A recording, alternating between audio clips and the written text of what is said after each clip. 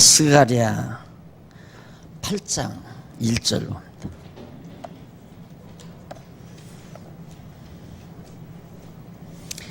만군의 여호와의 말씀이 임하여 이르시되 만군의 여호와가 말하노라 내가 시온을 위하여 크게 질투하며 그를 위하여 크게 분노함으로 질투하노라.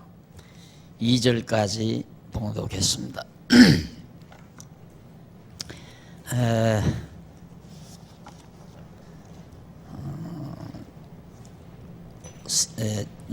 교재 6631페이지에 보시면 한쪽 가로 3번 말씀으로 여호와의 전이 예루살렘 성전이 회복될 것을 예언하는 내용인데, 그 가운데 이제 32페이지에 보면 6632페이지에 보면 훈계에 의한 회복을 예언하는 내용이 7장부터 8장까지 계속됩니다. 지금 오늘 8장도 훈계에 의해서 예루살렘 예언의 회복, 예루살렘 성전의 회복을 예언하는 내용입니다. 우선 그 가운데 37절 7페이지에 보면 위에서 두 번째 줄 1절로 8절 전반부죠. 8장 전반부 1절로 8절에 보면 여호와께서 시온으로 돌아오셔서 성읍과 백성을 회복해 주실 것을 예언을 합니다. 시온에서 여호와 하나님이 떠나셨다가 여호와 하나님께서 다시 시온 예루살렘으로 돌아오심으로 예루살렘 성읍도 회복이 되고 백성들도 다시 돌아와 회복이 될 것을 예언하는 내용이 1절로 8절에 나오는데, 거기 보면 4절인가요? 4절입니까? 4절 한번 보실까요? 만군의 여호와가 말하노라 예루살렘 길거리에 늙은 지아비와 늙은 지어미가 다시 앉을 것이라. 다 나이 많음으로 각기 손에 지팡이를 잡을 것이요 라고 나오는데요. 죄송합니다. 3절입니다. 3절. 나 여호와가 말하노라 내가 시온에 돌아왔은즉 예루살렘 가운데 거하리니 예루살렘은 진리의 성읍이라. 그렇게 나왔어요. 예루살렘은 진리의 성읍이라. 도대체 이 진리의 성읍이란 뭔가? 이쪽 37페이지에 그 위에서 8번째, 9번째 줄을 보면 에메트라는 말이 나와요. 히브리어 에메트. 진리라고 번역된 내용인데 이는 신실 그리고 성실, 확고함, 진리, 진실 등의 그런 뜻으로 이해가 되는 내용입니다. 여기는 진리의 성읍이라고 번역이 됐는데, 이 본문의 경우에서는 진리라는 말보다는 언약을 이루시는 여호와의 속성과 관련해서 이해를 해야 하는 것. 그래서 진리의 성읍이라는 말은 신실하신 여호와께서 언약하신 말씀대로 확고하게 세워주시는 그런 성읍이라는 그런 뜻으로 우리가 이해를 하시면 됩니다.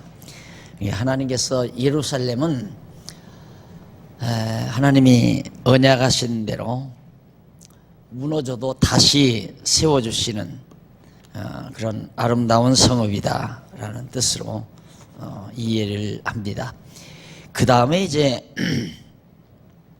성실과 정의라는 말이 나와요. 저 뒤에 38페이지 거기 보면 성실과 정의라는 말이 나오는데 8절에 나오는 내용입니다. 8절 본문 8절에 보면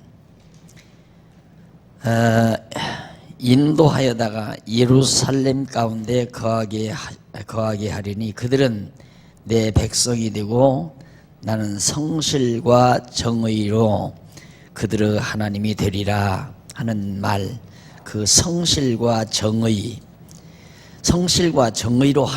그들의 하나님이 되리라. 우리들의 어법으로는 잘 납득이 가지 않는, 얼른 이해갈 수 없는 표현입니다. 그런데 성실과 정의는 히브리 원문으로 거기 나오죠. 베메트 우비 체다가라는 말인데 이는 신실과 의라는 뜻으로 그렇게 번역이 되면 됩니다. 신실하심과 의.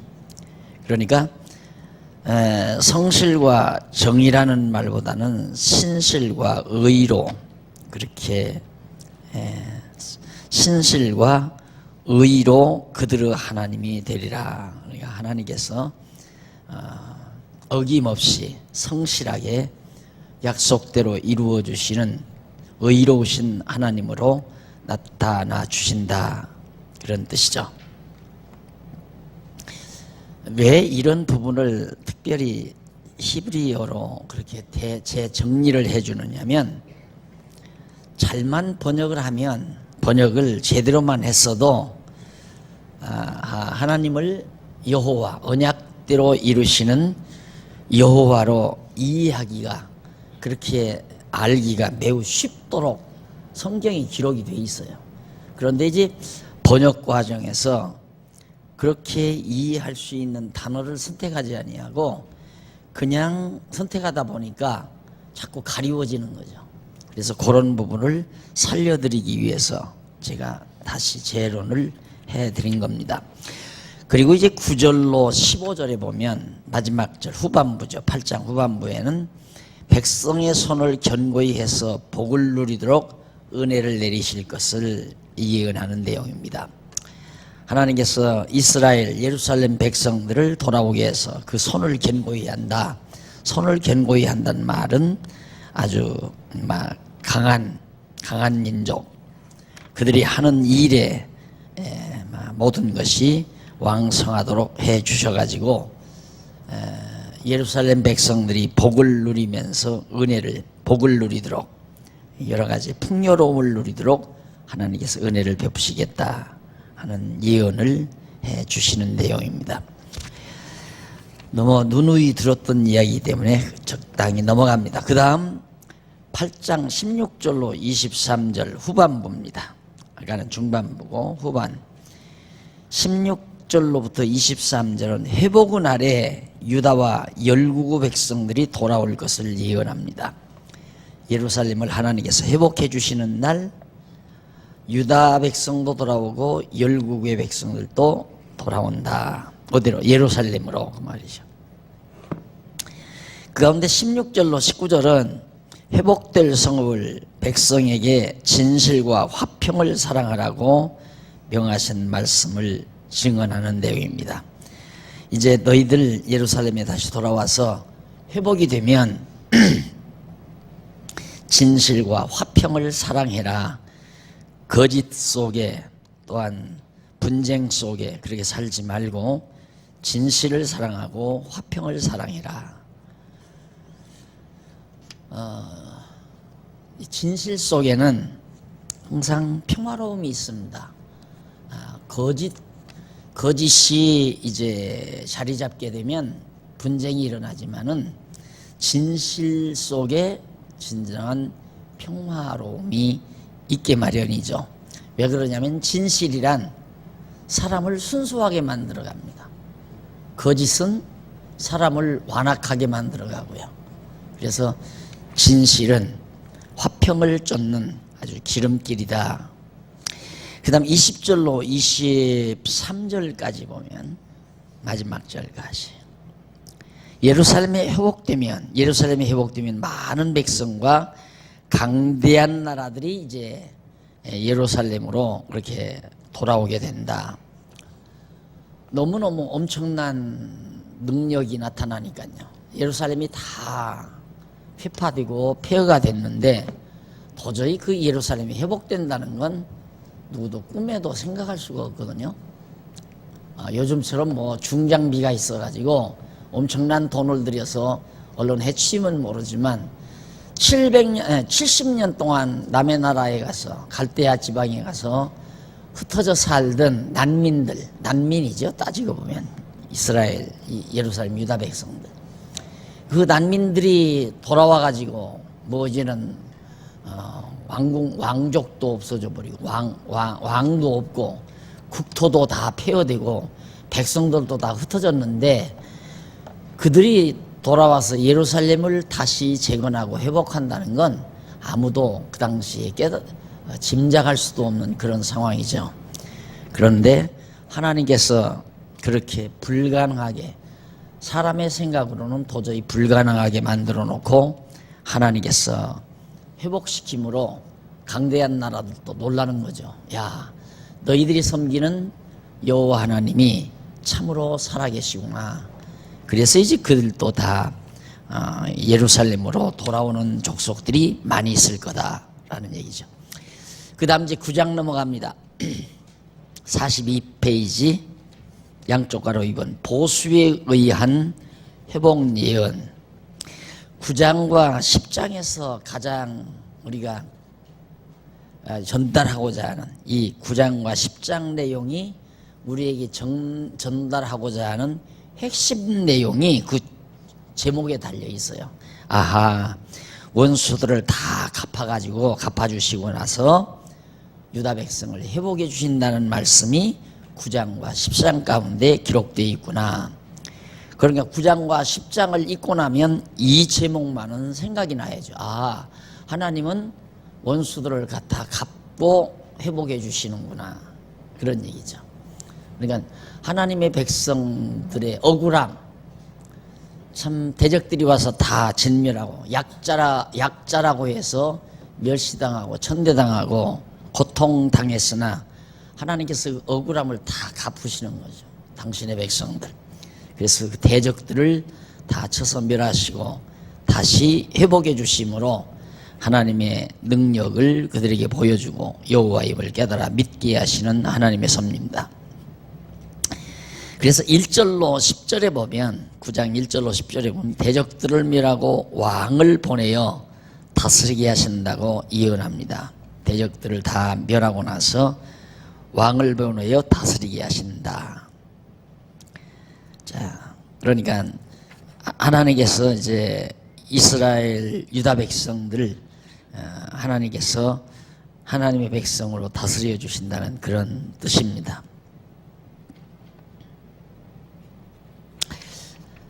그 다음 이제 9장 1절로 10절까지가 그런데 1절로 7절에 보면 넘어가서 44페이지 변방 나라들은 이제 그 모압, 암몬, 에돔, 두로, 시돈 이런 나라들이죠. 그런 나라들과 남서쪽에 자리 잡고 있는 블레셋, 이 변방 나라들, 이게 이스라엘 유다 백성의 변방에 있는 나라들과 블레셋에 여호와의 진노가 임하고 남은 자가 돌아올 것을 예언하는 겁니다. 그러니까 하나님께서 그 변방 나라들이, 주변에 있는 나라들이 이스라엘을 얼마나 괴롭히고 고통을 줬나 모르죠. 그들을 하나님이 다 진멸해서 원수를 갚은 다음 회복해 주겠다. 그 다음 8절로 10절에 보면 스가랴 선지자가 예루살렘을 보호하려고 왕을 보내어 전쟁 없이 다스리게 하실 것을 예언하는 내용입니다. 하나님이 예루살렘을 하나님께서 잘 보호하기 위해서 왕을 보내 전쟁이 없이 어떤 불행한 이방 나라들의 침략이 없이 하나님께서 예루살렘을 보호하기 위해서 통치해 주신다라는 약속입니다. 한번 8절 보시겠습니까? 8절 43페이지 제일 밑에 앞부분에 있습니다.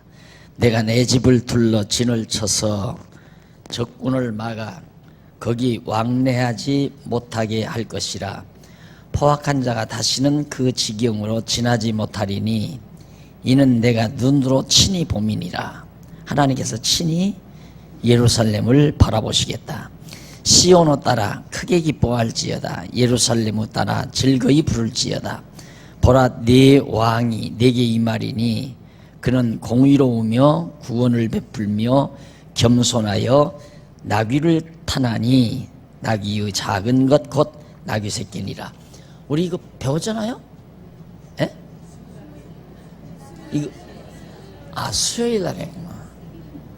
네, 네, 네.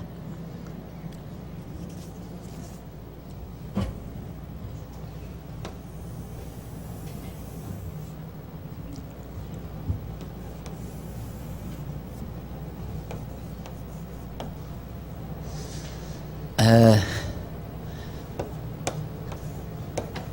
70년이죠. 자꾸만 공부를 조금 하고 나면 자꾸 딴소리 하고 싶은 생각이 들어가는가 봐요. 그래서 이걸 특별히 가르쳐 드립니다. 이스라엘 백성들이 이제 예루살렘이 망했잖아요. 망하고 70년 만에 돌아왔죠. 그런데 이 왕이 세워졌다는 말이 없어요. 예루살렘 성전은 다시 지어지고 성곽도 다시 쌓아지고 백성도 돌아오고 땅도 회복이 되는데 왕은 없지 않느냐. 그래서 자꾸만 하나님의 언약이 아직 안 이루어졌다고, 자꾸만 덜 이루어졌다고 자꾸 그런 얘기를 하거든요. 그런데 여기 스가랴가 예언한 대로 분명히 왕이 임할 걸 얘기를 해요. 분명히 왕을 보내서. 근데 그 왕이 임하는데 표적이 있어요. 예루살렘으로 나귀 새끼를 타고 입성한다 이 말입니다. 그래서 그게 바로 예수 그리스도께서 나귀 새끼를 타고 입성하시는. 그러니까 이게 다 회복기예요. 회복기. 하나님께서 선지자들을 통하여 예언한. 그러니까 모든 선지자들이 이따 이제 두 번째 시간에 구약 성경 전체 마지막 총정리해 드리겠지만은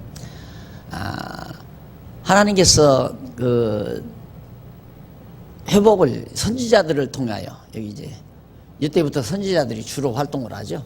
이때까지 이게 이제 선지자들이 주로 활동하던 시기거든요. 그러니까 북쪽 이스라엘 멸망 시기에, 남쪽 유다 멸망 시기에, 그다음 성전 제사 전 제사 회복 시기에 이렇게 소선지자들이나 대선지자들이나 다 예언했잖아요. 이런 예언들이 예수 그리스도가 오심으로 완전히 다 이루어지는 겁니다. 그러니까 이때 왕이 안 왔다고 해서 자꾸 이 선지자들의 예언이 안 이루어져 가지고 나중에 뭐 이 뒤에 와 자꾸 왕이 온다고 이런 얘기들을 한다고 나 자세히 안 들어봤지만은 그런 얘기들을 듣고 자꾸만 혼란을 빚는 것 같아요. 혼란할 필요 없습니다. 정확하고 분명하니까. 그러니까 여러분들이 공부를 할 때 아주 분명하고 확실하게 해둬야 돼요. 그래야 흔들림이 없이. 그리고 또 뭐 이대언약이니 뭐 이런 얘기를 또 한다고 그러고 그러니까 성경을 일부분만 이렇게 딱 보게 되면 자꾸 그런 얘기가 그럴듯한 얘기죠. 여기서 여기만 보면 왕 안 왔잖아요. 왕은 안 세워졌잖아요. 백성들은 돌아오고 땅도 회복이 되고 성곽도 다시 쌓여졌는데 왕은 없거든요. 왕은. 그러니까 하나님의 언약이 안 이루어졌다. 예수 그리스도가 만왕의 왕으로 오셨잖아요. 이게 모두가 다 구약시대 예루살렘, 이스라엘, 유다 백성의 회복 시기였다. 그래서 나귀의 작은 것 곧 나귀 새끼니라 내가 에브라임의 병거와 예루살렘의 말을 끊겠고 전쟁하는 활도 끊으리니 그가 이방 사람에게 화평을 전할 것이요. 예수 그리스도가 이방 사람에게. 그러니까 갈릴리 지역, 그게 다 이방인들이 사는 지역이죠. 두로 시돈 이런 지역도 다 이방인들이. 유대인들은 자꾸만 예수를 잡아 죽이려고 하니까 바리새인이나 서기관들은 자꾸 책 잡잖아요. 그러니까 예수님이 자기를 자꾸 숨기시면서 빨리 돌아가시면 안 되니까 그 돌아가실 시기가 정해져 있는데, 그래서 이제 유대인들에게는 그리스도라는 사실을 자꾸 숨겨요. 예수님께서. 그리고 이방인들에게는 당신이 그리스도라는 것을 말씀을 통해서도 가르치고 표적을 통해서도 드러내시고. 자, 이 예수님이 예루살렘에 변방으로 이렇게 다니시다가 마지막에 십자가에 못 박혀 죽으시기 위해서 예루살렘 가실 때 예루살렘의 그 밑에서 벳바게라고 하는 지역인가요? 거기서 이제 제자들에게 가서 저기 가서 나귀 새끼 하나를 데리고 오라오잖아요. 그 어미하고 새끼가 있으니까 나귀 어미 데려오지 말고 새끼를 데려와라. 그 주인이 뭐라고 그러들랑 주가 쓰시겠다고 말하면 된다. 그래가지고 새끼 데려왔잖아요.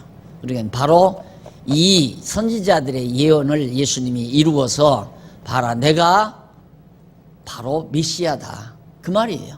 나귀새끼 나는 여행 갔을 때 어디 갔는데 뭐 그 쪼랑말 타고 가라고 그러던가요. 정말 그거 타고 창피해서 혼났어요. 다들 타니까 타기는 타는데 그런데 내가 그거 타면서 예수님을 생각해 봤어요.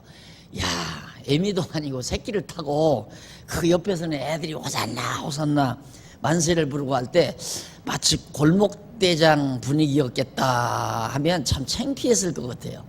그런데 그것이 바로 예수님께서 말씀으로가 아니라 그 행위로 바로 내가 스가랴 선지자가 예언한 만왕의 왕이다. 그걸 유대인들에게 강하게 어필시킨 거죠. 바로 이 선지자의 예언이 이루어진 겁니다. 그러니까 구약의 모든 선지자의 예언은 예수 그리스도가 오심으로 다 이루어졌다. 그리고 그 이후의 예언은 이제 신약성서 우리가 배우겠지만 예수님과 제자들이 예언한 말씀이 이루어진다. 이렇게 생각하면 됩니다. 구약은 예수 그리스도가 오심으로 완벽하게 이루어졌다.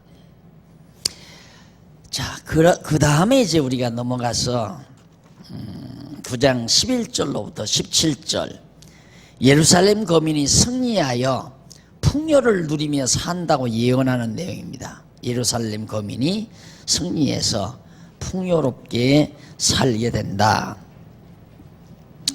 이러한 예언들은 지난번도 말씀드렸지만 이쪽 47페이지 밑에서 여섯 번째 줄바꾼 데 있죠. 그 위에 쪽으로 세 번째 뒷부분에 보시면 줄바꾼 데 위쪽으로 세 번째 줄바꾼 뒤쪽으로 보시면 줄바꾼 데 위쪽으로 세 번째 뒷부분 이러한 예언은 유다 마카비 시대 그때가 BC 167년에서 135년에 헬라를 치고 독립국가 유대 독립국가 시대를 잘 말해주고 있습니다. 유대 독립국가 시대를 통해서 아주 풍요롭게 살던 그런 선지자의 예언이 그대로 이루어지는 거죠. 그래서 여러분들이 이 시대는 많은 거 다 기억해도 좋지만은 이 회복 시대에는 헬라 제국이 세워졌을 때 알렉산더의 침입과 알렉산더가 이제 그 페르시아 제국을 치고 헬라 제국을 세울 때 그 알렉산더 사건하고 유다 마카비 시대의 유다 독립 시대하고 그 두 가지만 딱 크게 기억하고 있으면 이 시대에 이해하는데 거의 뭐 큰 지장은 없습니다. 물론 노시시골콜이 중간사 시대를 다 알면 더욱 좋겠지만은 큰 사건은 물론 4대 바빌로니아가 망하고 바빌로니아는 이제 유다를 예루살렘을 멸망시킨 나라니까 그 다음 이제 파사가 등장하고 파사 등장하면서 이제 바로 유다가 회복되잖아요.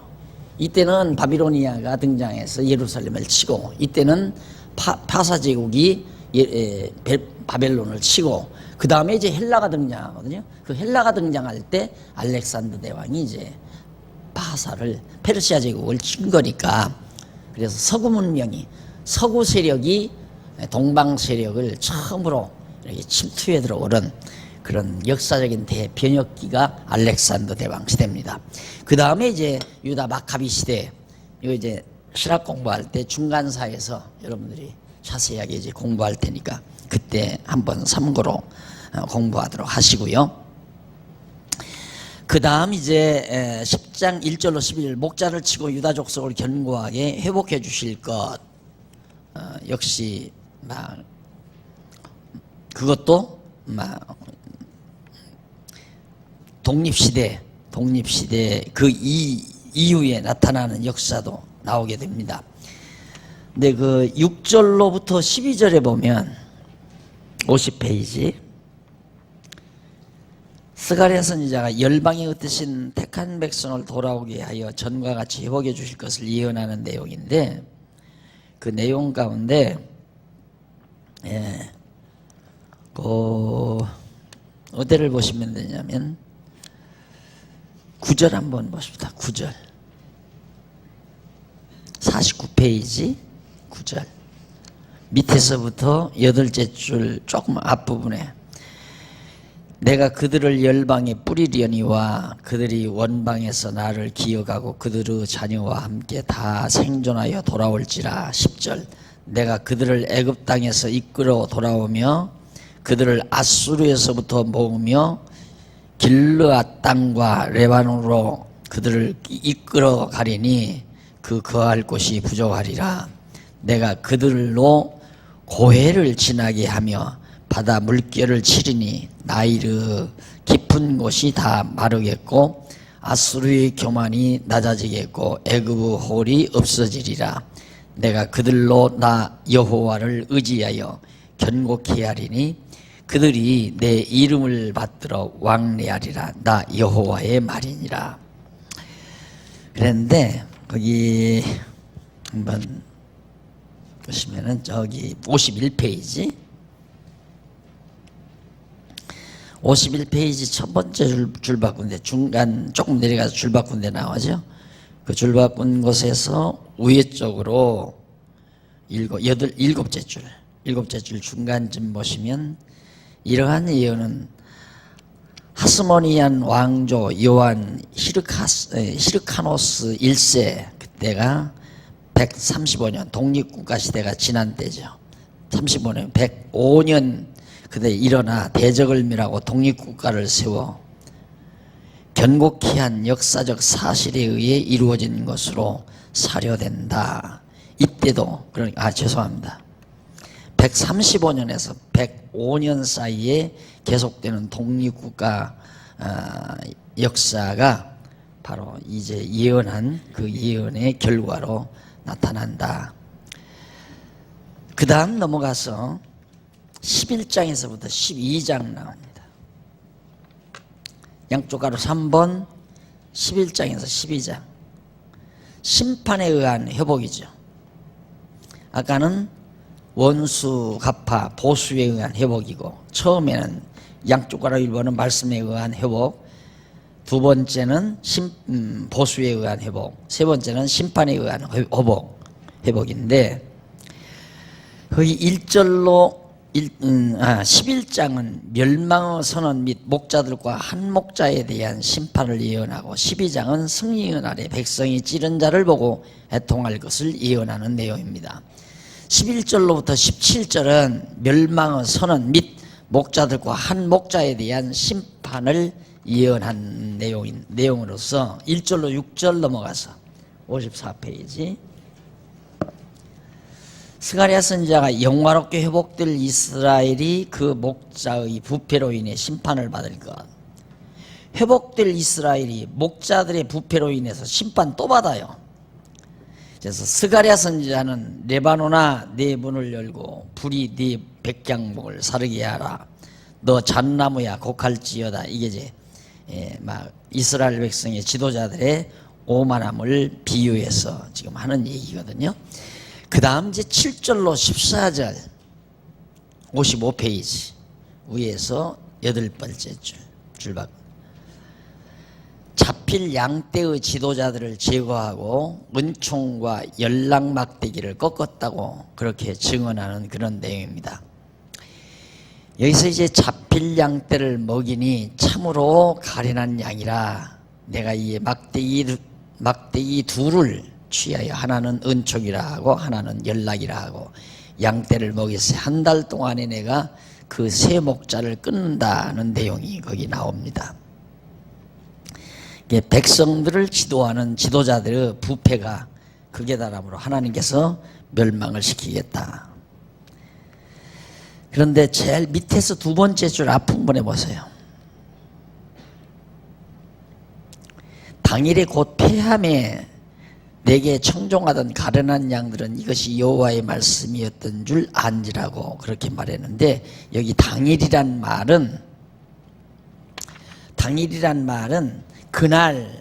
그날이라는 그 뜻입니다. 그날. 그런데 여호와께서 안티오코스 4세 이 아주 고약한 사람입니다. 아까 제가 알렉산더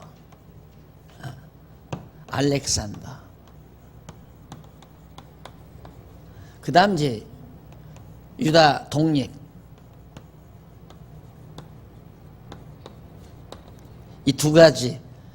그리고 한 인물 가운데 아주 이스라엘을 예수님 오시기 이전 앞서 아주 고약한 인물이 하나 나옵니다. 그게 이제 안티오코스 4세. 이 인물, 이게 얼마나 예루살렘 성전 제사 드리는 것도 방해하고 막 여러 가지 환란을 가져다 주고 한 아주 고약스러운 인물입니다. 그런 인물이 이제 나타나서 그게 언제냐면 176년에서 165년.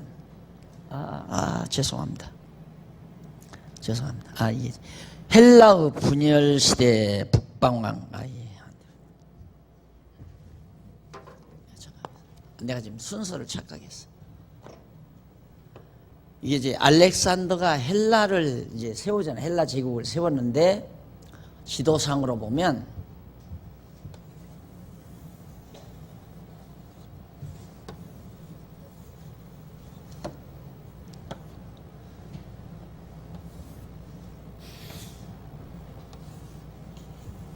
얘가 이제 예루살렘이고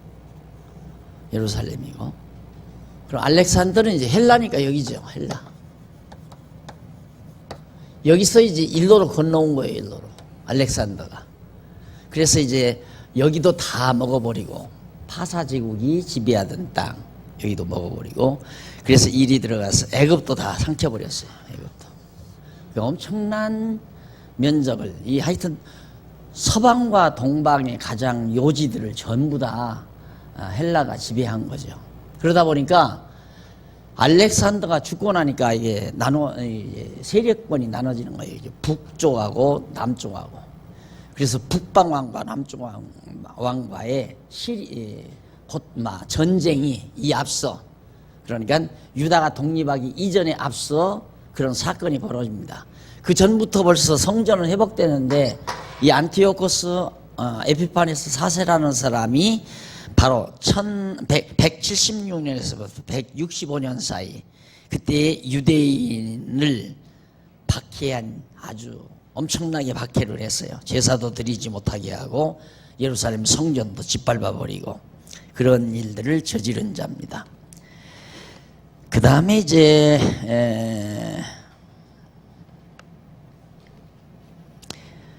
넘어가서 15절로부터 17절 56페이지 밑에서 여섯째 줄. 스가랴 선지자가 여호와께서 일으킨 한 목자의 우매한 행동과 그가 받을 형벌에 대해서 예언을 합니다. 우매한 목자에 대한 하나님의 진노가 그들에게 나타난다. 그래서 그 한 목자, 우매한 목자, 이쪽 57페이지 위에서 다섯째 줄 중간에 보면 여기 우매한 목자는 여호와께서 일으키실 한 목자 곧 이스라엘 백성을 괴롭힐 패역한 지도자를 가리키는 것이다. 따라서 본문 여호와께서 일으킨 패역한 지도자가 백성을 돌아보지 아니하고 자기 사용만을 추구하는 것이므로 그 우매한 지도자의 임무를 박탈하는 뜻으로 스가랴 선지자에게 명하신 말씀을 예언한 것이다. 결국 하나님께서 백성을 괴롭히려면 지도자를, 못된 지도자를 만나게 하죠. 나라도 그래요. 나라를 망하게 하려면 엉터리 같은 통치자들이 나타나서 나라를 어지럽게 만들고 백성으로 하여금 고통을 당하게 만들고. 자, 그 다음 이제 12장 넘어갑니다. 58페이지 1절로 14절. 승리의 날에 백성이 찌른 자를 보고 애통할 것을 예언을 합니다.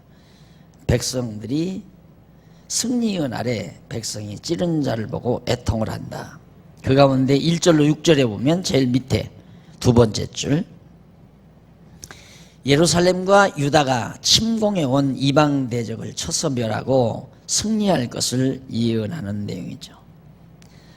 이방 대적이 쳐들어와도 예루살렘과 유다가 넉넉히 대적들을 치고 승리를 거둔다. 하나님께서 함께하니까 그렇게 되는 거죠. 그리고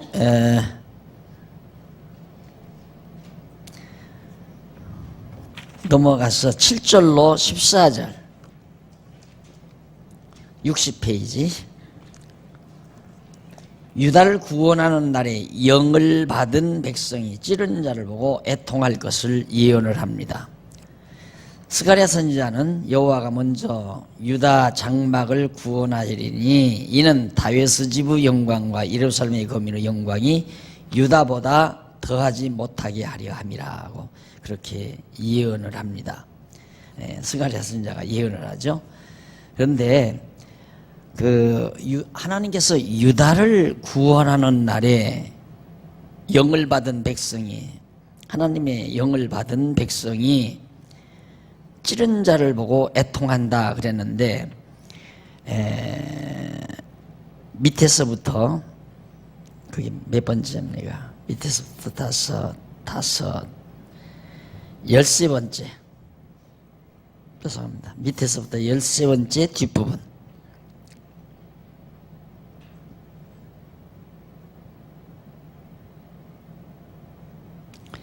그리고 그날에 예루살렘에 큰 애통이 있으리니 무기또골짜기 하다드림몬에 있던 애통과 같을 것이라고 예언했는데, 여기 하다드림몬에 있던 애통은 유다왕 요시야가 전사한 곳인데, 그가 전사했을 때 백성이 슬퍼한 사실이 역대하 35장 25절에 있어요. 이러한 애통이 예루살렘에 있을 것이라는 뜻으로 예언한 겁니다. 그러면서 온 땅 각 족속이 따로 애통하되 다윗의 족속이 따로 하고 그 아내들이 따로 하며, 나단의 족속이 따로 하고 그 아내들이 따로 하며, 레위 족속이 따로 하고 그 아내들이 따로 하며, 시므이 족속이 따로 하고 아내들이 따로 하며, 모든 남은 족속도 각기 따로 하고 그 아내들이 따로 하리라. 애통을 족속마다 남편과 아내가 따로따로 애통을 한다. 여기서 다윗 족속과 나단 족속은 왕족을 대표하는 건데, 레위 족속과 시므인 족속은 제사장 족속을 대표하고, 그래서 왕족과 제사장 족속을 비롯해 기타 모든 족속이 각각 통일한다는 뜻으로 예언한 겁니다. 이러한 예언은 언제 이루어졌는가? 이러한 예언은 제일 밑에 나오죠. 마카비 가문에서 일어난 시몬 제사장 시대, 그때가 144년에서부터 135년입니다. 그때 이루어진 것으로 그렇게 사료가 돼요. 그래서 시몬 대제사장은 유대인들이 크게 경외하고 신임하는 자였는데, 61페이지 제일 위에서 두 번째 줄이죠. 그가 BC 135년에 그의 사위에 의해 시해를 당하게 됩니다. 그러니까 대제사장, 시몬 대제사장은 유대인들이 크게 경외하는 신임하는 자였는데, 제사장이 지도자로서 이제 제사를 드렸는데 사위한테 피살을 당해요. 그래서 백성이 굉장히 슬퍼했죠. 존경하는 지도자가 피살당하고 나서. 그래서 이는 장차 오실 메시아가 이방인의 손에 넘겨져 창에 찔려 죽임을 당하실 것에 대한 한 예표로도 보여집니다. 자, 그 다음 넘어가서 양쪽 가로 4번 62페이지. 사주에 의한 회복 예언입니다. 죄를 다 용서해주고 회복해주겠다는 예언이죠. 그 가운데 13장 1절로 9절은 제일 밑에 나오죠. 죄와 더러움을 씻어 3분의 1만 백성을 삼을 것. 씻어 3분의 1만 하나님께서 백성으로 삼겠다. 많이 백성들을 줄이고 나서 3분의 1만 백성으로 삼을 걸 예언하는 내용이 바로 거기 나오는데, 거기 한번 읽어보십시다. 8절에 보면 있죠. 63페이지 8절 본문 밑에서 다섯째 줄 끝부분에 나옵니다. 여호와가 말하노라, 이 온 땅에서 3분의 2는 멸절하고 3분의 1은 거기 남으리니 내가 그 1/3 1을 불 가운데 던져 은같이 연단하며 금같이 시험할 것이라. 그들이 내 이름을 부르리니 내가 들을 것이며 나는 말하기를 이는 내 백성이라 할 것이요 그들은 말하기를 여호와는 내 하나님이시라 하리라. 그것이 바로 9절에 나오는 말씀입니다. 그래서 1절로 6절은 바로 밑에 1절로 6절은 더러움을 씻는 샘이 열리고 우상과 거짓 선지자들을 제하실 것을 하나님이 언약하시면서 넘어가서 7절로 9절에서는 목자를 치면 양들이 흩어진다며 3분의 1만 시험하여 백성을 삼으실 걸 예언하는 내용입니다. 그런데 이런 사건이 65페이지 6665페이지 위에서 세 번째 줄 여호와께서 멸하시고 남은 백성은 연단시켜 백성을 삼으신다는 뜻으로 예언한 건데 이러한 예언은 안티오코스 아까 나왔죠? 안티오코스 4세 176년에서 165년 그때 이제 예루살렘을 점령하고 이가 헬라 사람인데 예루살렘을 점령하고 유대인을 학살하며 박해했으나 유대인의 저항으로 실패하게 된 역사적 사실에 의해 이루어진 것으로 그렇게 사료가 됩니다. 그러니까 성전이 회복되고 이미 성전은 파사시대다 회복이 됐잖아요. 근데 헬라가 쳐들어와서 이걸 이 지대를 다 전부 다 헬라화 시키기 위해서 그러니까 서구화 시키려는 거죠. 이 동양 문명권을 서구 문명권으로 다 혼재하게 하기 위해서 가장 이제 이쪽 지역의 아주 핵심적인 그 문화가 뭐냐면 이제 유대 종교란 말입니다. 이 유대 종교 이 예루살렘이 아주 그냥 다시 회복이 돼가지고 거기서 여호와 신에게 제사한다 그러니까 헬라로서는 참 고통이죠. 어디나 어떤 나라나 그 나라 종교가 그 문화를 좌우해 가게 됩니다. 어디든지. 그러니까 만약에 중국도 유교 문화가 그대로 있었다면 지금 저렇게 안 되죠. 공산당이 들어가서 유교 문화를 다 타파해버리고 완전히 저렇게 돼버리기 때문에 유교 문화는 씻은 듯이 다 없어져 버렸어요. 근데 우리나라는 공산당이 들어왔다가 금방 없어져 버려가지고 안타깝게 이북에는 유교 문화가 전혀 없죠. 그런데 이남에는 아직도 유교 문화가 남아가지고 뭐 이런 거 쓰고 가서 절을 하고 뭐 제사를 지내고 이런 아마 우리나라처럼 이렇게 제사 지내는 나라가 지금 중국은 거의 안 하니까 거의 없다시피 하잖아요. 이 맛을 못 봐가지고 그러다. 공산당 맛을 못 봐가지고 결국에 잔재가 남아있는 거죠. 그게 대단한 건 줄 알고 아직도 그걸 계속해서 해나가는 거. 이 헬라도 역시 그런 종교적인 걸 없애고 싶어가지고 얼마나 많은 사람을 와서 죽였는지 모릅니다. 그러나 결국은 점령하지는 못했죠. 이런 역사가 있었다.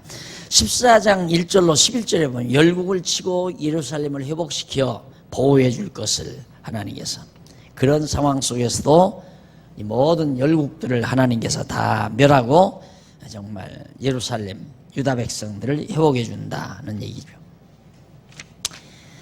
그 다음 14장 12절로 21절 69페이지 대적을 치고 남은 자로 초막절을 지키게 할 것.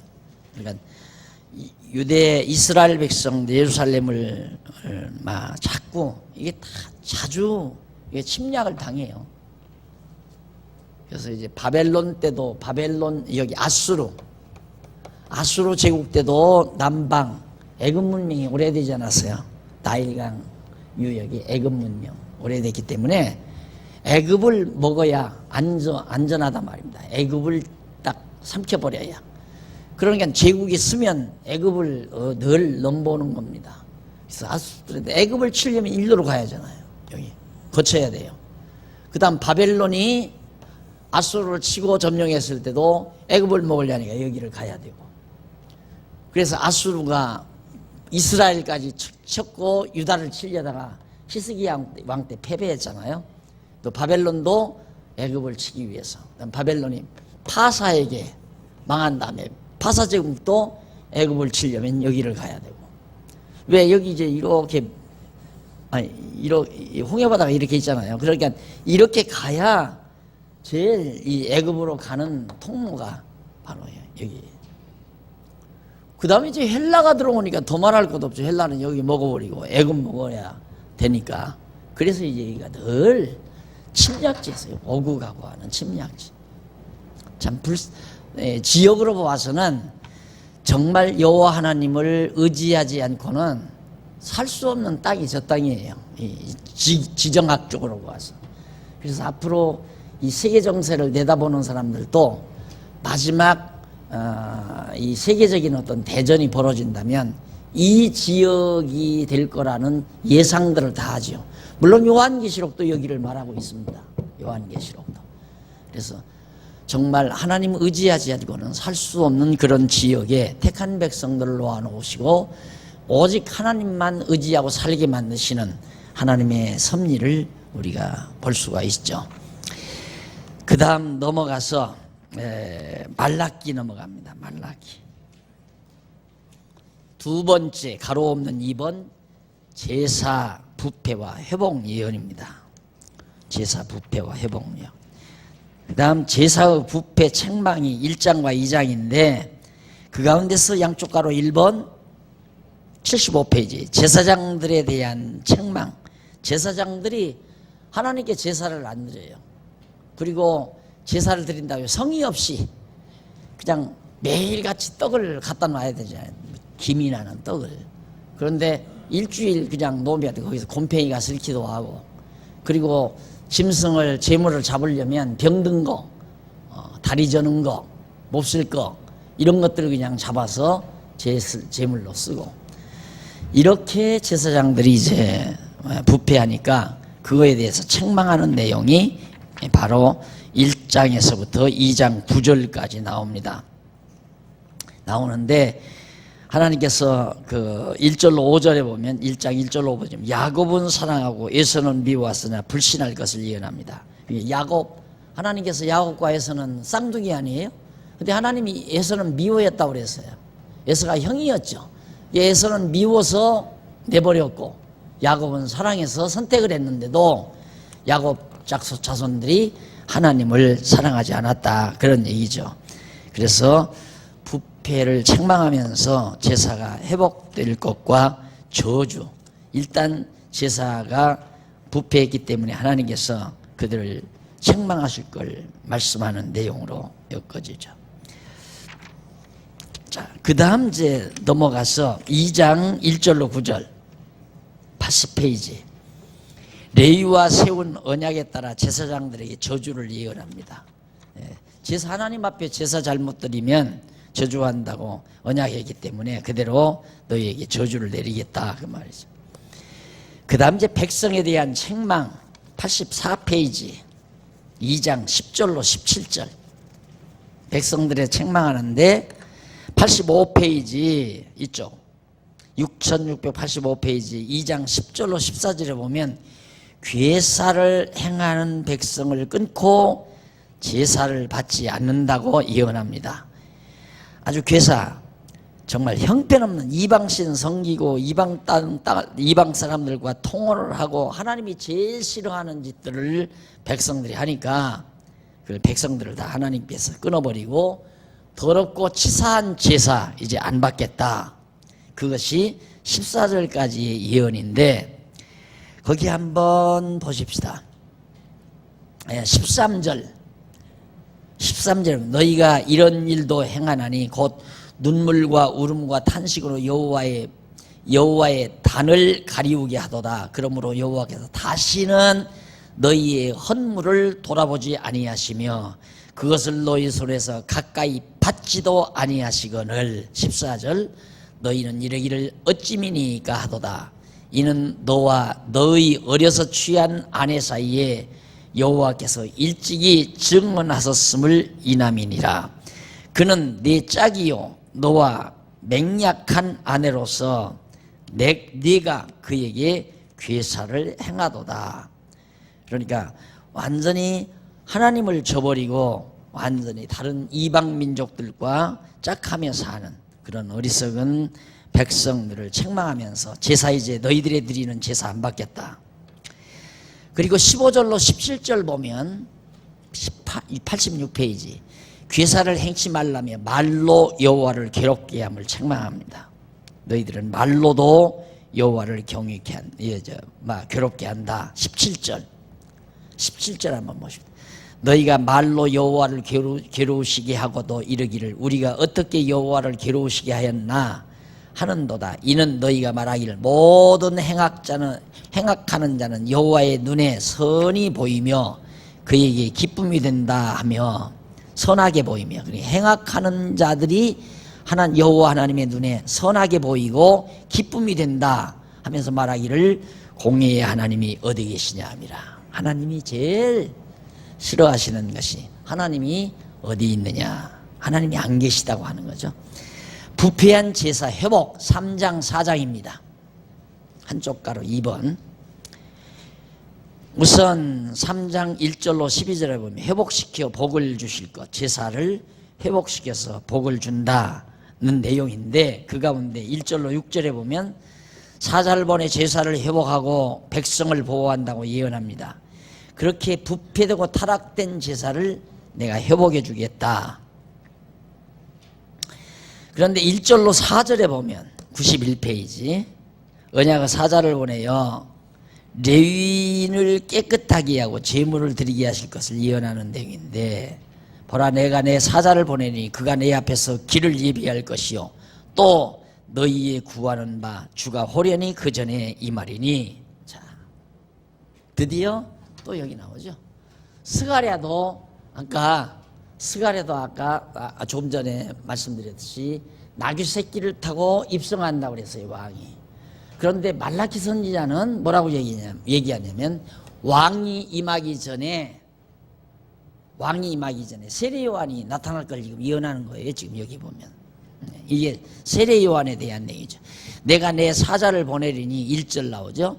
그가 내 앞에서 길을 예비할 것이요 또 너희의 구하는 바 주가 호련히 그 전에 임하리니 곧 너희의 사모하는 바 언약의 사자가 임할 것이라. 결국 세례 요한이 예수님 앞서 길을 예비할, 주의 길을 예비하실 요한이 임할 것을, 나타날 것을 말하고 있는 겁니다. 그 다음 5절로 6절 밑에서 5째 줄, 모든 불의한 자는 심판하지만 야곱 자손은 소멸하지 아니할 것을 예언하는 그런 내용이 5절로 6절, 하나님께서 언약 자손 버리지 않겠다. 그 다음 3장 7절로 12절, 돌아와 온전한 11조를 드리라며 복을 붓는다고 예언합니다. 여기서 하나님께서 이처럼 너희들을 안 버릴 건데 너희들도 어서 돌아와서 온전한 11조를 드려라. 왜 그러냐면 이 당시에 말라키 선지자가 예언할 당시에 제사를 안 드려요. 제사를 백성들이. 그리고 제사가 아니라 11조를 안 내요. 안 내니까 제사장들이 먹을 게 없잖아요. 11조를 내야 제사장들이 먹을 게 있는데 먹을 게 없으니까 제사장들도 시덥잖게 생각을 해요. 결국 제사장들은 11조를 안 가져오니까 하나님 앞에 드릴 제물도 없고 자기들이 먹고 살 것이 없으니까 하나님 앞에 제사를 소홀히 해버리고, 그래서 이제 하나님이 책망을 하면서 11조 내라 이 말이죠. 내야 하나님 앞에 제사가 제대로 드려진다. 그래서 아까도 말했지만 이렇게 부패하고 더러운 제사 이제 안 받겠다 이 말이에요. 그러면서 이제 참 영원한 제사를 드리실 예수 그리스도 제사장이 이제 오신다는 것을 말라키 선지자가 최후로 예언하는 대목이 이 후반부에 나타나게 됩니다. 여기를 근거로 해서 자꾸만 11조의 얘기를 하는 거거든요. 그러니까 구약 시대에 예수님 오시기 이전에 11조를 내야 제사장들이 제사를 드리죠. 그래서 이제 이걸 가지고 자꾸 지금도 목사가 제사장이니까 여러분들이 11조를 내야 목사가 그 11조를 먹으면서 하나님 앞에 제사 드린다 이거란 말입니다. 이게 전혀는 아닌데 지금은 제사라는 게 없어요. 신령한 제사, 영적 예배만 있는 거죠. 영적 예배는 우리들의 삶이에요. 그리스도의 지체로서의 생활이에요. 그것이 영적 예배란 말입니다. 누구가 제사장이고 제물이고 그거 아니란 말이에요. 무슨 11조가 제물이고 목사가 제사장이고 이 예배당이 성전이고 그 전혀 아닌데 이때 예수님 오시기 이전에 구약시대 그걸 자꾸만 신약시대에 재현하려고 그 재현한 것이 중세 로만 캐토릭 아니에요? 미사라고 그러죠. 미사란 말이 제사란 말이에요. 그게 아니고 하나님 말씀입니다. 말씀 가리키는 것이다. 그래서 말씀 가리키는 것으로 개혁을 해놨는데 다시 다 개혁교회가 다시 제사제도로 돌아가잖아요. 그래서 오죽하면 내가 찬양대들 가운 못 입게 하려고. 좀 입으면 어때요? 아무리 입어도 별거 아니란 말입니다. 그런데 사람이 그거 하기 시작하면 이제 제사 분위기를 만들어가는 거예요. 목사가 제사장 노릇 하기 시작하고 이것도 막 의리의리하게 막 제단처럼 만들어 제단 특별히 이제 자기들 구상대로 만들어서 여기다가 막 촛불도 켜놓고 뭐 성경책도 갖다 놓고 앞으로 보세요. 이제 떡 차려놓을 거지. 별짓 다 해요. 사람들을 홀리기 위해서는 별의별 짓을 다 한단 말입니다. 그것을 지금 우리가 역으로 가야 한다. 완전히 역으로 가야 된다. 그걸 역으로 제가 진즉이 갔으면 제가 마음이 약했는지 이놈의 11조 하나 때문에 30년 이단 소리 들었잖아요. 그런데 만약에 내가 여기 지금 구두를 이렇게 신고 올라왔지 이것도 신고 올라왔다고 이단 한마터면 돼가지고 또 난리 날 뻔 알았잖아요. 이상한 동네야 여기 이 동네가. 하여튼 그래서 이걸 정말 한이 맺혔어요. 이걸 좀 뒤집어 엎고 싶은 그것이 바로 지난 주일날 정말 다행스럽게 우리 장안중앙교회 성도님들이 300여 명의 공동의회 의원들이 아주 깨끗하게 통과를 시켜줘서 얼마나 제가 좀 긴장을 했던가 봐요. 어제는 나른하고 피곤하더라니까요. 이거 내가 확실히 심적으로 긴장을 했댔구나 그런 생각을 했습니다만은 정말 고쳐야 됩니다. 그 다음 이제 마지막 3장 13절에서 4장까지 부패와 메시아 출현 나오잖아요. 부패와 메시아 출현 해가지고 13장에서 18절까지 여호와를 대적하나 경외하는 자를 분별할 것을 예언하면서 4장 1절 6절 의로운 해와 선지 엘리야를 보내어 심판할 것. 의로운 해 예수 그리스도죠. 의로운 태양 의로운 해 예수 그리스도. 그 다음 엘리야 요한이 엘리야. 예수님이 자꾸 죽었다 다시 살아난다고 그러니까 제자들이 있다가 그러면 어찌하여 사람들이 엘리야가 먼저 와야 된다고 얘기합니까? 그리고 이제 예수님께 묻잖아요. 그러니까 예수님께서 하시는 말씀이 엘리야가 이미 왔다. 그러니까 그 말은 뭐냐면 제자들이 묻는 당신이 정말 그리스도라고 한다면 그리스도 앞에 의로운 해 그리스도 앞에 메시아 앞에 엘리야가 와야 되는데 왜 사람들은 엘리야가 먼저 오야 된다고 그러는데 엘리야가 안 옵니까? 그거 물은 거거든요. 그러니까 당신이 그리스도라는 거 아직 우리는 못 믿겠다. 제자들도 지금 그 얘기란 말입니다. 그러니까 예수님께서 하시는 얘기가 엘리야가 이미 왔다. 오리라 한 엘리야가. 세례 요한이 벌써 이미 엘리야의 심정을 왔다. 그러니까 그 말은 뭡니까? 내가 의로운 해 메시아라는 말 아니에요. 자, 이렇게 해서 결국 이제 예언이 다 끝이 났습니다. 구약의 예언이.